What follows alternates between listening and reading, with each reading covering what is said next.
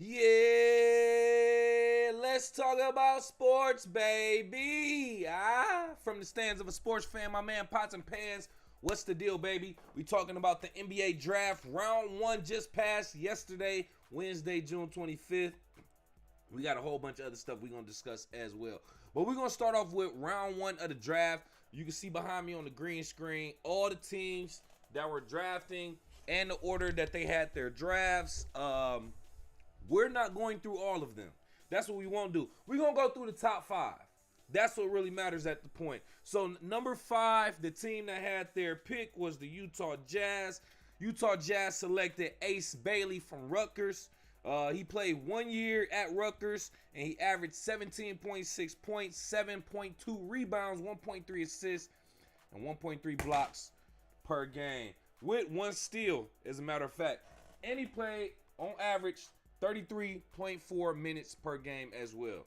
I think that's pretty solid, averaging double digits, almost 20, almost a double-double in some sense, 17 points, 7.2 rebounds. That's pretty decent, bro. I think that's a solid pickup. He scored 527 points in the 2024-2025 season. Ace Bailey did at Rutgers. The second most ever by a Rutgers freshman, behind his teammate, Dylan Harper, who scored 564 points. We'll get into Dylan Harper a little bit soon. That's number 5 pick from the Utah Jazz. Right there, you saw. Number 4, Charlotte Hornets. They drafted Con Knipple from Duke. He played with Cooper Flagg.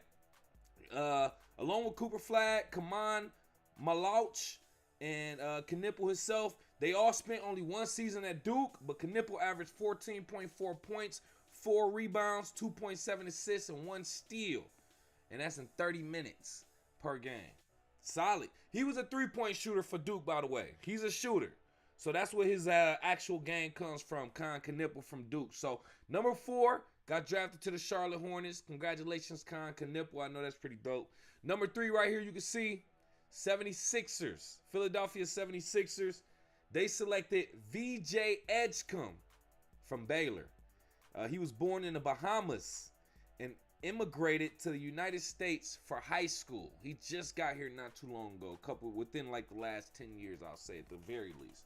And his long collegiate season, only played 1 year at Baylor.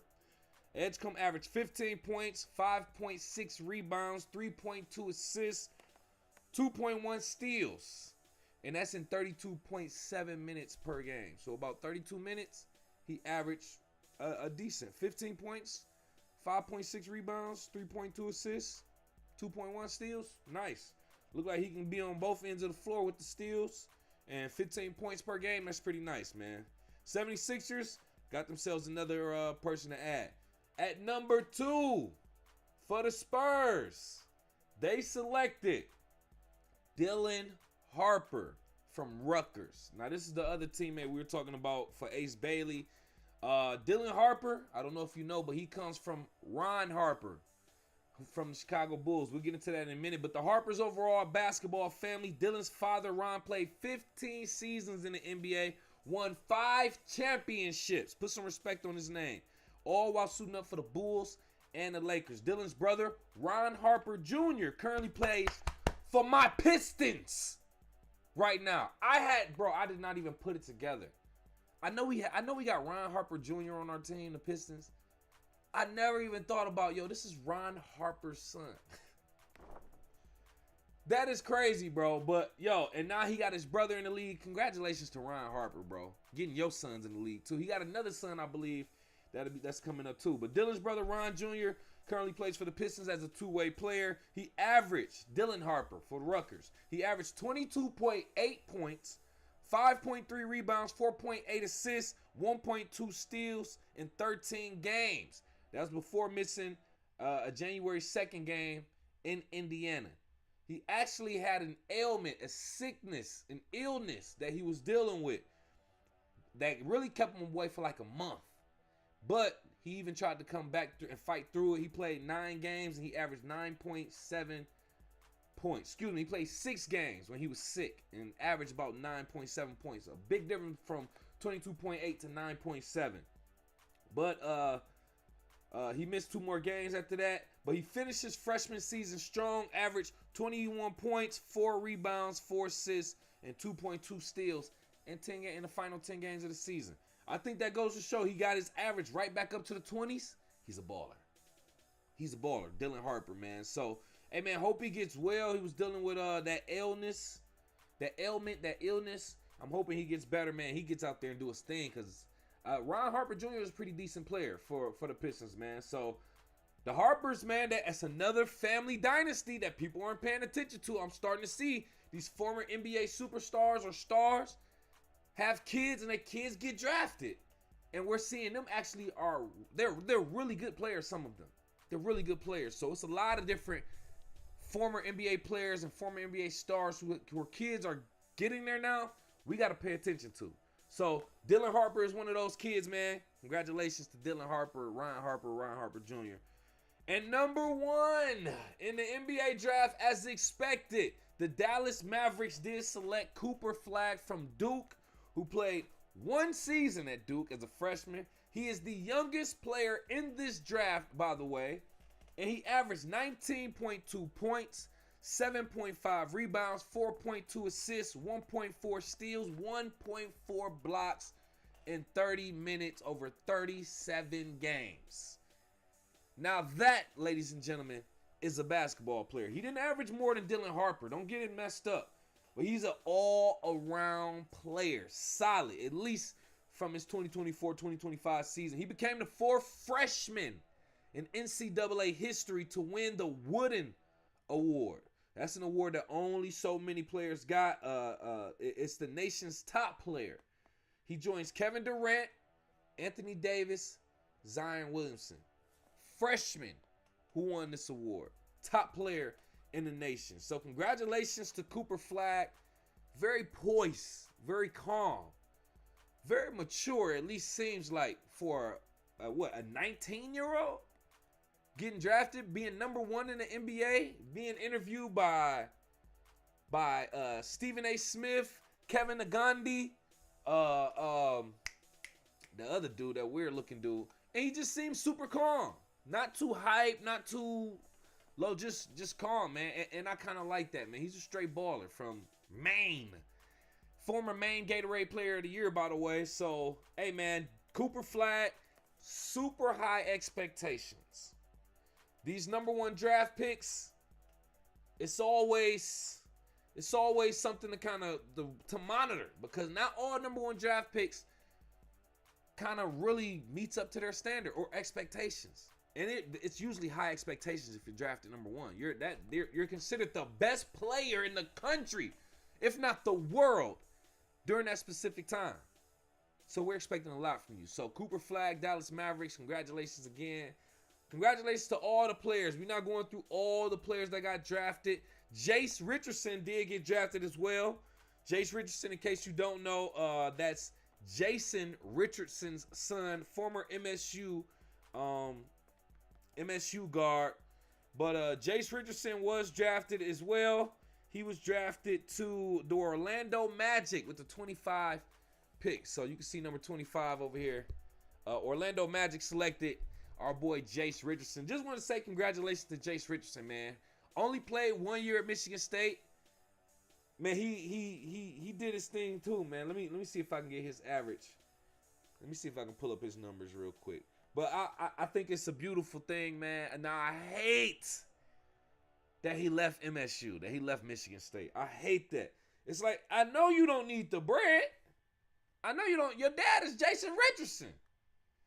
But, you know, some players and I get it now. They're like, let me go to the league while my value is what it is and before I get injured. It's not even about the money at this case because they're getting NIL deals. Now, you could probably get a little bit more being an NBA player, don't get me wrong, but at the same time, you can't be mad at it. So, congratulations to Jace Richardson as well. Number 25 pick for the Orlando Magic. Just had to show my love. Fantastic player. Love watching him play for MSU as well. Let me double check the stream, make sure we ain't doing nothing too crazy. Okay. All right, we Gucci. Yeah, man, so congratulations to all the draftees that got drafted throughout the night. Let me know what you think. Let me know about your expectations for any of these draftees, including the number 1 draft pick, Cooper Flagg. Go off in the live chat in the comments or call into the show, 313 466-4386.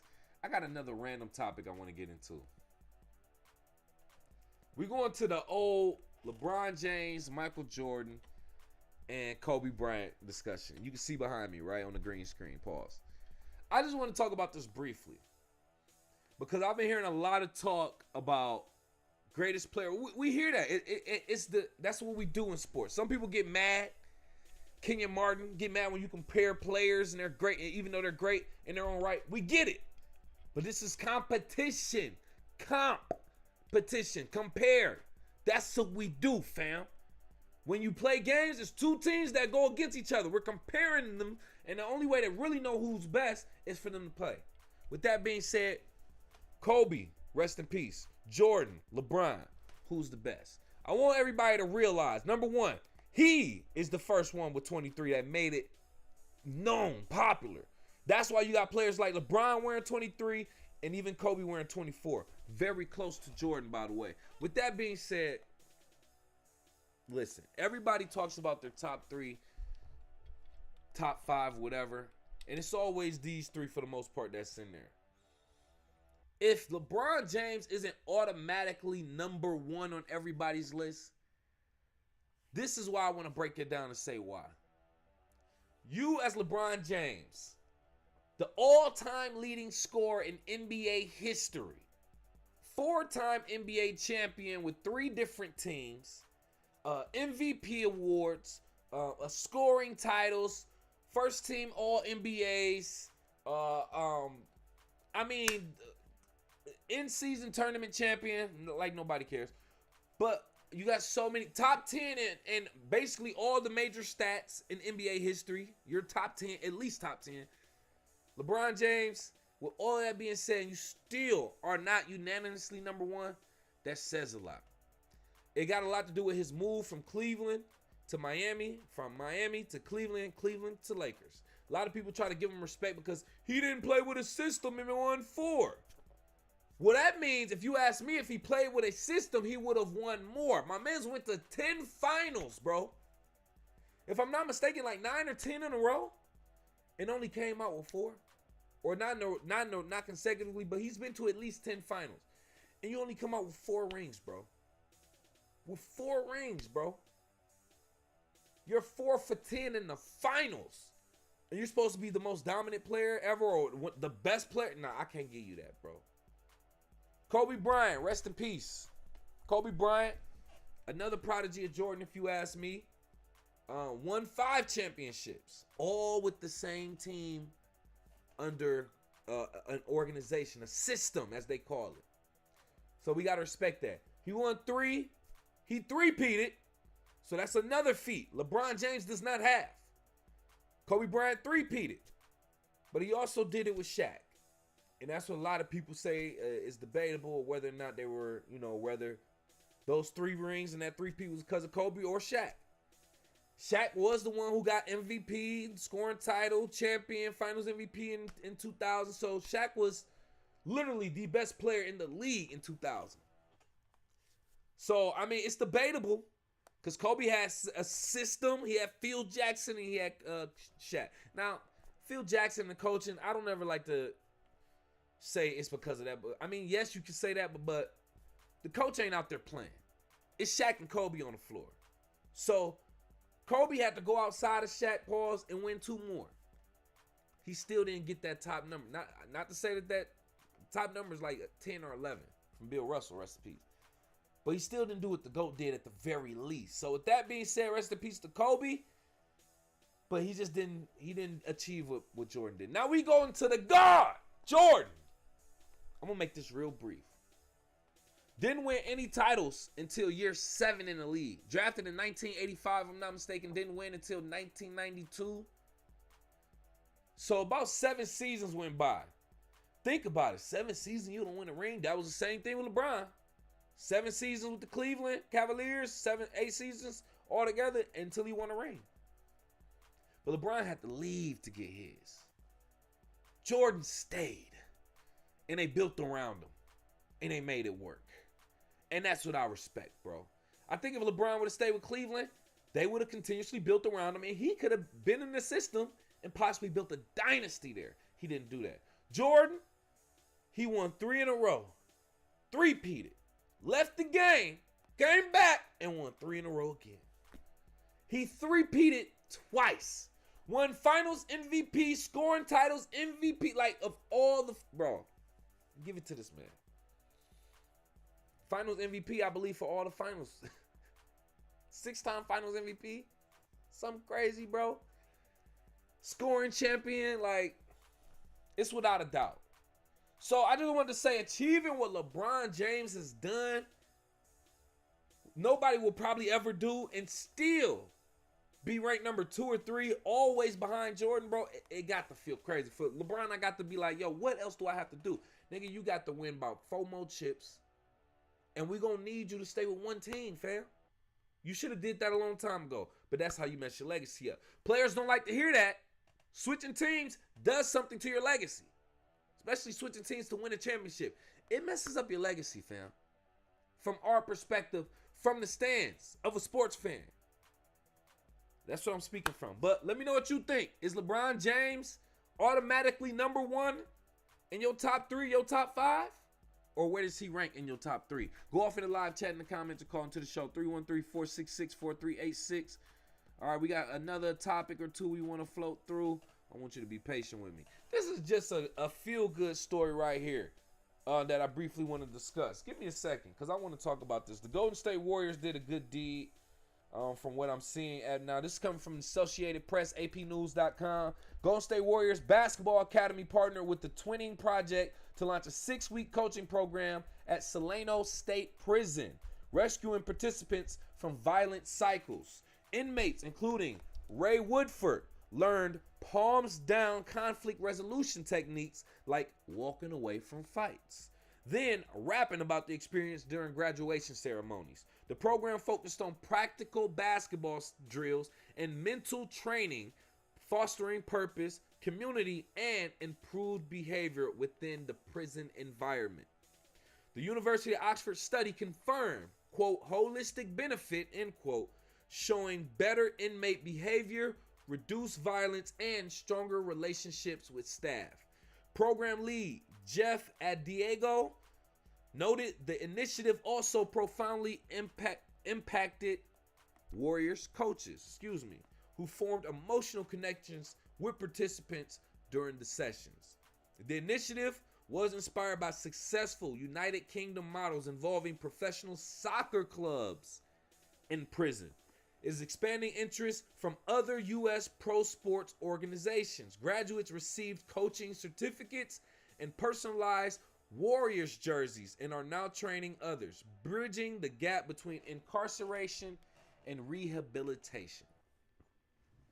So I think it's dope that they are giving inmates who, want the opportunity to do good, who are already doing good, or, have a passion for basketball, giving them the opportunity to get out and do this, be a part of a championship team too. I think it's beautiful. I love that. I can't even say like anything like that. It's a great thing that they're doing that, the Golden State Warriors and the NBA in general. Now let me get honest real quick. The one thing that I don't like about this is another thing that I believe is making people too comfortable with being in prison. I'm starting to see inmates have phones, internet, social media access, basketball programs, culinary program, like all that. And I get it. I'd rather them try to build on something good so the way it's an easy transition when they get out, than for it to just be all darkness. But I think they're building too much comfort in these prisons to the point it's going to damn near be like going to college, going to the military, or going to the prison is one of your 3 choices in a career path. And I just don't like that, bro. I just don't like that. That's what I'm seeing it as. People getting extremely comfortable with being in prison. Hey, I can play my PlayStation here. I got the fellas in here. Man, I can still up in here. I can still do what I want to do up in here. Except, it ain't no women. But once they start doing that, it's like, bro, all right, come on, what are we really doing? They're basically redoing plantations all over again, if you ask me. It took like a modern day. So, slavery, whatever you want to call it. But nonetheless, they still get very cheap labor out of prisoners. And you just want to make them happy with letting them play basketball with the Golden State Warriors. With that being said, that's my objection. Not to this program per se, but to the fact they're making prisons entirely too comfortable for prisoners or even people who've never even had a criminal record and might be like, you know what, prison ain't that bad. You can play basketball with the Golden State Warriors, and I can bring my PlayStation, and I can still have my Facebook. Let me know what you think. Go off in the live chat, in the comments, or call into the show. 313-466-4386. Am I tripping? Or is this really a really good thing? Building on great things for prisoners. 313-466-4386. A couple more topics, man. We're going to get up out of here. I don't want to spend too much time here. I got to get up out of here, to be honest with you. So, WNBA, this coming from Yahoo Sports. As if dealing with the losing streak isn't tough enough, the Indiana Fever have a disgruntled player on their roster who refuses to suit up. If you see right here. The Fever bolstered their roster in free agency by signing a plethora of experienced players, including DeWanna Bonner. The six-time All-Star was supposed to elevate Indiana's front court while bringing championship pedigree to the locker room and that veteran feel. DeWanna Bonner averaging 7.1 points, 3.8 rebounds per game before sitting out for, quote, personal reasons, end quote. It wasn't until this week that WNBA fans that she wants out of Indiana. Annie Costabile of Front Office Sports reported Tuesday that Bonner has, quote, no interest, end quote, in returning to the Fever. Apparently, she got frustrated over her reduced role. DeWanna Bonner, currently, if I'm not mistaken, the third all-time leading scorer in WNBA history. Just past Tawana Thompson or something like that, if I'm not mistaken. Scored about 7,400 points. I don't want to misquote exactly, but the point is, a veteran player, one of the leading scorers in WNBA history, she's frustrated with the Indiana Fever. She's a teammate of Caitlin Clark and don't want to be there. Now, she says allegedly it's because of her reduced role. She's not getting the minutes that she wants to play. I get that, especially if you're on the tail end of your career. You don't want to go out like that. You want to go out putting it all on the floor. So she like, yo, if y'all not going to play me for real, I'm not about to play at all until I go to a team. They say she want to go to the Atlanta Dream, or I believe the Mercury, if I'm not mistaken. The Atlanta Dream or the Mercury. We'll look that up. But DeWanna Bonner, I got to give you this same energy for not being professional, for not suiting up for your teammates. No, Phoenix Mercury or the Atlanta Dream, excuse me, is where she want to go. I don't like when players do that. Like, if you want to go somewhere else, that's fine. State that. But still get your ass on the floor. From the stands of a sports fan. Do what you're supposed to do. You got fans that probably like you in Indiana and want to see you on the floor, but you don't want to suit up because they're not giving you the minutes. Man, play with the minutes that you got. Make your statement that you want to go and keep playing until you get traded. Don't nobody want to hear that, bro. I hate when athletes do that. I have to point that out. Because when it happens in the NFL and the NBA, I call it out. I got to call it out for the WNBA. I'm very disappointed because I was just celebrating her. I was watching the game when she became the third all-time leading scorer. I believe it was against the Chicago Sky, if I'm not mistaken. I could be wrong. But I watched that game and I did an episode on it. Celebrated her. I was happy. But now you're doing sucker stuff like this? Nah, man. I don't like that. I don't like that. Any athlete, professional athlete that's doing that, you're getting paid. You want to do this? You got fans? Come on, man. That's highly disrespectful to the game, to the players, and to the fans, if you ask me. So, DeWanna Bonner, get your act together. You on some Aaron Rodgers stuff. Like, for real, for real. Like, I don't like that. Get it together, DeWanna Bonner. I don't know exactly what's going on within the locker room, but I feel like you should at least be professional and show up to work. That's what I think. Let me know what you think. Go off in the live chat in the comments or call into the show. 313-466-4386. This is a kind of heartbreaking story. I'm not gonna lie, and I really wanted to do the show after I saw this topic right here. This is coming from ESPN.com. 22-year-old fan has been banned indefinitely from all Major League Baseball ballparks after yelling something about Arizona Diamondbacks second baseman Ketel Marte's late mother during Tuesday night's game against Chicago White Sox, according to a source. Marte, who was 31 years old, was brought to tears by the incident, which occurred while he was at bat in the 7th inning. Marte's mother, Elpidia Valdez, forgive me if I said her name wrong, rest in peace, died in a car accident in the Dominican Republic in 2017. Team personnel, including Diamondbacks manager Torey Lovulio, heard the comment and asked for the fan to be ejected. According to a source familiar with the situation, the fan was remorseful for his actions, admitting to his inappropriate comments. Marte declined comment after the game Tuesday. It's not publicly known what the fan said to upset the 11-year veteran. I ain't gonna lie, I damn near cried, bro. My man's mom died, bro. I don't care if it was yesterday, 10 years ago, 20 years ago. And she died tragically in a car accident, bro. And you bring his mom up and you right there at the batting, like you right there by home plate. And you talk about his mom. Now I don't know what he said, bro, but you don't know my mom, bro. Don't mention her, bro. Oh my God, bro. I ain't gonna lie, that's tough. That's tough, bro. That's tough.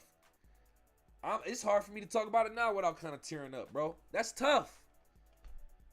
Man, listen, yeah, you got to get out of here. I got to know your name because I'm after you, bro. You talk about my mom's after she passed away just to get my attention. Listen. This culture of fans disrespecting players, saying and doing stuff just to get their attention is wild to me, bro. I'm a fan from the stands. We are all fans, bro. We can't disrespect the game. We can't be disrespecting the players. Not like that, bro. I talk my mess on the air. Don't get me wrong. I mean no disrespect, and I'll never go to that extreme. And definitely won't be doing it in person. So, yo, I think the MLB got this one right. I would love to see other stadiums, other professional sports do the same thing. These fans get the hyper disrespecting these players and or the game. You're not coming to another game ever. For as long as we say so. You ain't about to come to another one of these stadiums ever again. That's for sure. So, hey, man, Ketel Marte, my heart goes out to you, bro.